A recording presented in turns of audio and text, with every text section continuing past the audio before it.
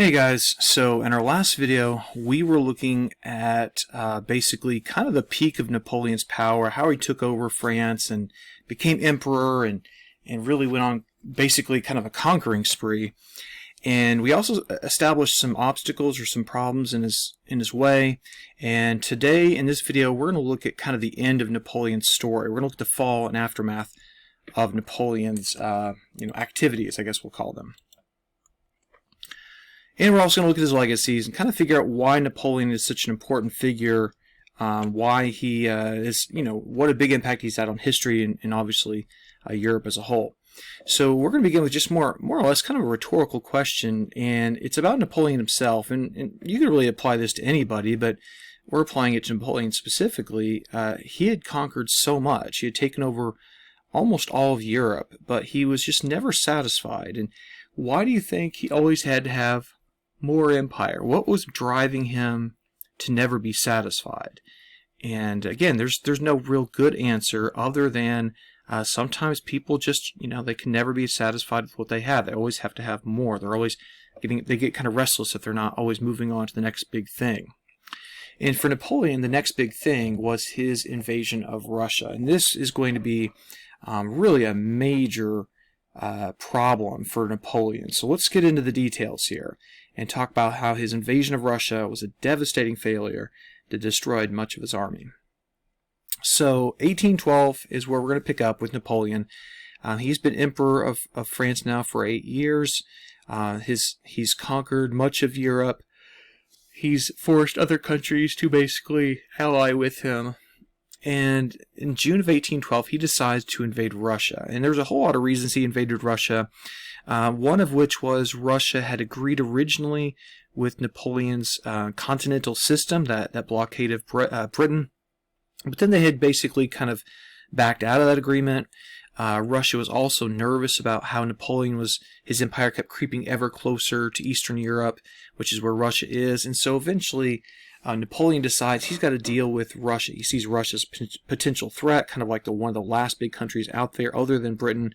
And so he's going to invade. And he invades with his Grand Army. And this was basically the biggest army ever assembled in European history, up to this point anyways, some 600,000 men. And his invasion is going to take place basically from this area over here into advancing into Russia. The capital of Russia was St. Petersburg, but Moscow is actually going to be Napoleon's target, the old capital of Russia.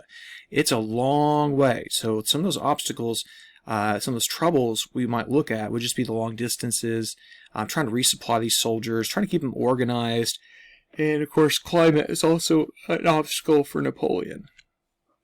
So let's look at some troubles. Number one, Napoleon had been at war now for over a decade. France itself, almost 20 years at this point, and the losses had really started to add up. And so a lot of the soldiers in his army were not even French. In fact, almost half of the army was foreign.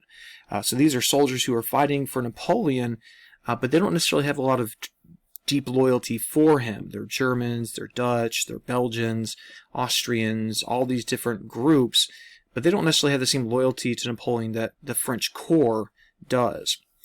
Another problem, Russia is a huge country, and it's very primitive, especially back then, and so a lot of the supplies that the French army needs are going to be lost or spoiled along the route, or just stolen by rebels as they kind of pass through.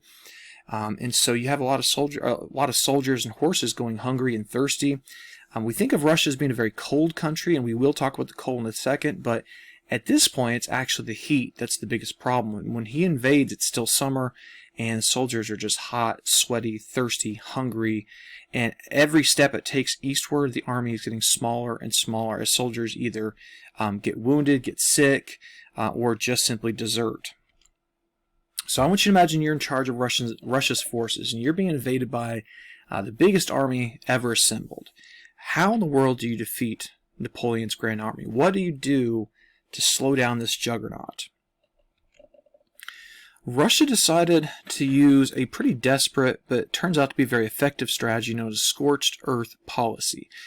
You may have learned about this in the context of American history during the Civil War. This was kind of a tactic that was used, although it's used a little differently than Russia's going to use it. But basically all this means is, from Russia's perspective, they're going to retreat. They're going to retreat ever deeper into their own country. And as the French invaders march mile after mile into Russia, as the Russians retreat, they're going to destroy anything of value. So those advancing French soldiers are going without. So you might burn down your barn where you keep, food. You might blow up a bridge so that the French soldiers are slowed down. You might kill your livestock if you can't take them with you as you retreat. That way the French soldiers are constantly looking around, but they can't find much of anything. That's, again, what scorched earth refers to. You're basically destroying it as you retreat, and then if you win the war, you can always rebuild. In fact, this is a good example. This would be Napoleon's forces. They finally do arrive in Moscow, only to find the city on fire and largely abandoned. The Russians are not easily defeated. As I said, they keep trading space for time, luring Napoleon ever deeper into the country. And Napoleon's looking at the calendar and he realizes, summer, it's not summer anymore. We're getting into fall, late fall at that.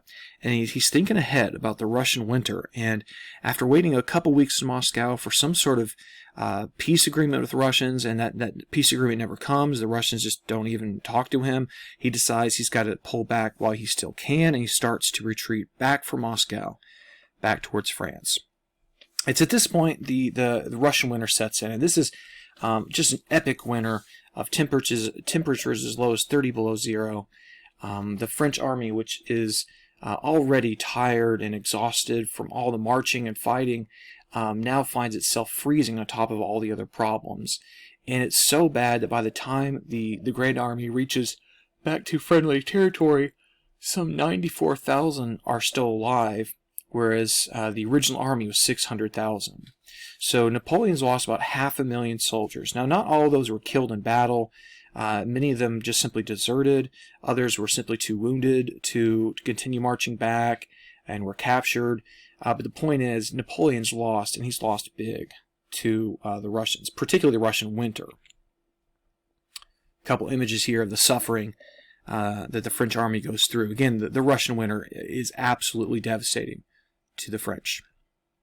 This is a pretty famous graph / map that shows the advance of Napoleon's army and then his retreat back out of Russia. So you've got two lines here. One is kind of this cream colored, and then you have this darker color going back. The width of the arrow shows basically the size of Napoleon's army. So when it starts here, he's got all those soldiers with him. But as he advances, the army is getting smaller and smaller and smaller. He eventually makes it to Moscow, and then he begins that long retreat, and you can see the Russian winter, what toll it takes. The army is shrinking, shrinking, shrinking. So that's the beginning, and that's the end. So think about this disaster in Russia and what effect this is going to have on Napoleon's grip on power. How does he come back from that is the big question. So let's now look at his abdication and the end of Napoleon. As the cartoon kind of shows, Napoleon is surrounded by enemies now. They all want a piece of Napoleon. He looks vulnerable for the first time. He looks weak for really the first time ever. And what you have is France, again, surrounded by enemies. They call this the Sixth Coalition. It's Russia, Austria, Sweden, Britain, Spain, and Prussia. They're all going to team up against Napoleon. And Napoleon really is in a tough position here. So bad that in 1813, Napoleon had faces his first real big defeat on land. Russia certainly was a defeat, but he wasn't actually defeated in battle. He was more defeated by the land and in the climate. This time, at the Battle of Leipzig, he actually does lose a battle. He's surrounded by Russian and Prussian and Swedish forces, and he fails. And Napoleon's army is crushed. Napoleon is able to escape, but eventually he's forced to abdicate, which means to step down. There's his abdication. There he is delivering his abdication, and now Napoleon is done. And this battle, because it's the battle that kind of sent Napoleon packing, is very famous. It's also known as the Battle of Nations because so many different countries were involved. And Leipzig is a city in Germany. So if you were to go to Leipzig today, there's a very impressive monument they built to this victory over Napoleon. You can see it's got the date of the battle right here. It's kind of hard to see it, but there it is. And inside is just, some monuments and such, but it's huge. I mean, those are some people down here for some scale. So it tells you just how important this battle was and how proud the Germans are they helped defeat Napoleon. The question is, Napoleon may have abdicated or, given up his throne, but what do you do with him next? Do you put him in prison? Do you kind of give him back some land? Do you execute him? Like, what exactly do you do with Napoleon? And it was decided that what Napoleon should do is be basically forced out of France. They put him into exile, and they gave him this little island called Elba, and they put him in charge of it. And you can see there where Elba is next to Italy, and there's his home of Corsica.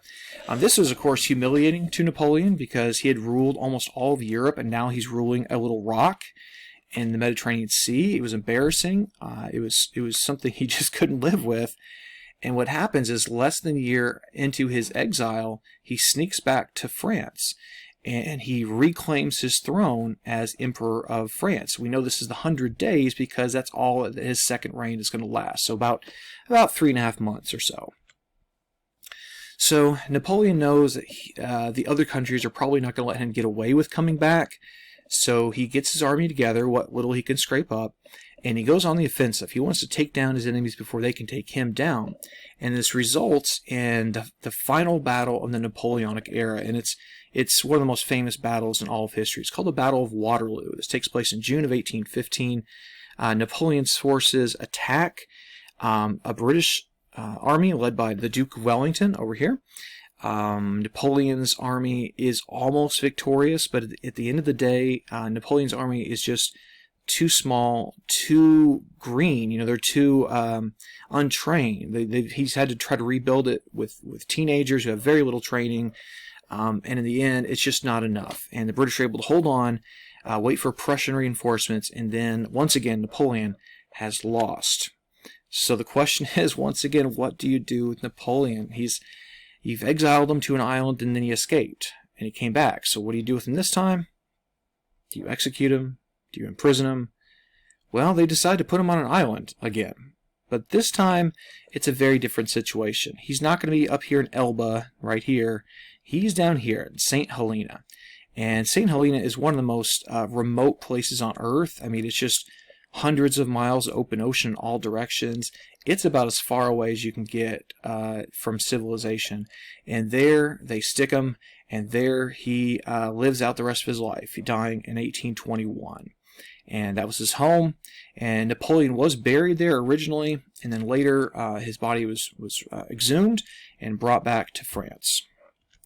And there Napoleon's grave is today. It's in Paris, and he's inside there. Now, I've got an interesting picture of that same monument, so let me go back here. So that's Napoleon's tomb.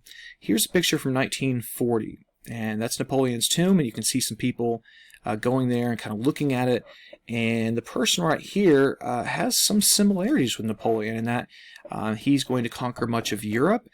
He's going to invade Russia, and that's going to be his big downfall. And that person is Hitler. So there's Hitler in 1940. He had conquered France. He goes and kind of pays respects to another conqueror, and then a year later does the same thing Napoleon did, invades Russia, and repeats his mistake. So there you go. All right, last thing here we're going to look at with Napoleon is we're going to look at some organizations established to keep the peace so that wars like the Napoleonic Wars don't happen again. So let's go back in time and think about what Napoleon had done. When he had established himself in Europe as Emperor of France and conquered much of Europe, he had changed changed Europe rather, by replacing a lot of the kings and queens of Europe with his relatives, right? He had put them on the throne, which means we've got to kind of undo that. So we've got to kind of go back and undo all the Napoleonic changes. And this meeting is called the Congress of Vienna. And the Congress of Vienna goes on for about 10 months. So it's a very long, in-depth meeting. And the goal here is to create a long-lasting, stable peace. One where Europe can live without being threatened by another empire like France. And the end result was what they call a balance of power. So here we are kind of at Napoleon's peak. Here we are after Napoleon's fall. Notice how France, which had been very, very large, is slimmed down a little bit, but not so much that France would want revenge necessarily. And there are some countries established on the east around France, and the goal was to try to keep France basically kind of locked in and not so strong that they would threaten their neighbors. That's what a balance of power means, that the countries are relatively even, and being that they're so even, there's less incentive to go to war because you know you're not guaranteed to win. You might actually lose. All right, let's go back to what had set the Napoleonic Wars in motion in the first place. And that, of course, is the rise of Napoleon, but he could only rise because of the instability created by the French Revolution itself. So we need to go back and think about the French Revolution. So in 1789, the French had revolted against their king and had set off this tidal wave across Europe. And a lot of people across Europe, particularly conservative politicians, saw that as something they could never let happen again. They don't want to see revolutions break out because they knew the danger of those revolutions. So to prevent them, what's established is this thing called the Concert of Europe. And concert in this context has nothing to do with music. Rather, it refers to people working in concert with one another, in other words, together. And what they're doing is the different leaders of these various countries across Europe have all kind of agreed with this agreement here that if a rebellion were to break out in your country, other countries would help you out put down the rebellion, because the last thing they want is a rebellion to succeed and then those rebellions to spread to other countries, like which had happened in the French Revolution. All right, so that is basically it for the Napoleonic Wars. There's only one last topic we're going to cover in this unit, and that's where we're going to look at the effect of these revolutions overseas. We're going to go to Latin America and see what's going on down there.